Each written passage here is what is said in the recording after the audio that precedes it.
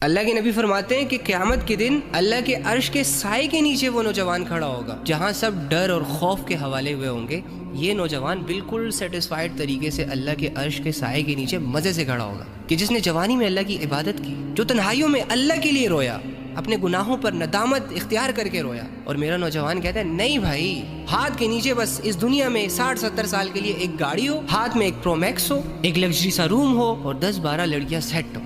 کہ جن کو ہم روزانہ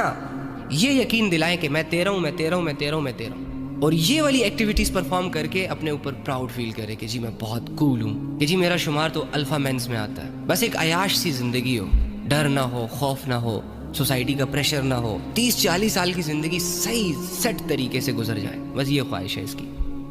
اللہ کے عرش کا سایہ وہ تو ہماری نظر میں کوئی ویلیو نہیں رکھتا نا, وہ تو ایک مذاق ہے نا, مرنے کے بعد تو کوئی زندگی نہیں ہے نا. وہ اللہ رب العزت جو کہہ رہے ہیں 50,000 سال کے برابر ایک دن ہوگا, یوں ہی کہہ رہے ہیں نا, معاذ اللہ. کافروں کے سامنے جب اللہ کی بات آتی تھی تو پتہ ہے وہ کیا کہتے تھے؟ جب پیغمبر ڈس بلیورز کے سامنے آتے تھے نا اور ان سے یہ کہتے تھے کہ بھائی اپنی زندگیاں چینج کر لو, اپنے اعمال ٹھیک کر لو, جو لوگ اللہ کے محتاج ہیں ان کے محتاج نہ بنو, آزاد ہو جاؤ, اللہ کی فرمانبرداری کی طرف آ جاؤ, اللہ کی عبادت کی طرف آ جاؤ, یہ بتوں کو پوجنا چھوڑ دو, یہ دنیا کی غلامی چھوڑ دو.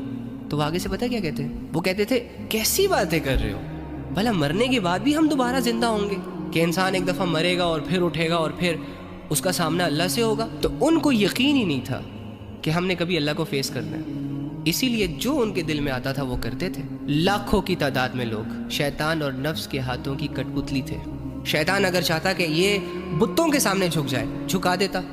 ان سے زنا کروایا جائے, کروا دیتا, ظلم کروایا جائے, کروا دیتا, اللہ سے غافل رکھا جائے, رکھ لیا جاتا. تو کیا آج یہ تمام سمٹمز تمہیں مسلمانوں میں نظر نہیں آ رہے؟ ٹھیک ہے مسلمان زبان سے کہتا ہے کہ مرنا ہے, مرنے کے بعد اللہ کی طرف جانا ہے, لیکن ان ساری چیزوں کو صرف نالج کی حد تک نہیں رکھنا تھا نا یار. اللہ رب العزت نے تو یہ تمام آیتیں اس لیے اتاری تھی تاکہ ہماری عقل روشن ہو جائے, ہمیں یہ غیب کی خبریں اس لیے بتائی تھی تاکہ ہم ڈر جائیں, تاکہ ہم اپنی زندگیاں چینج کر لیں, یہ چھوٹی چھوٹی لذتوں میں, چھوٹے چھوٹے گناہوں میں آخرت کے سودے نہ کر دیں. تو خدا کا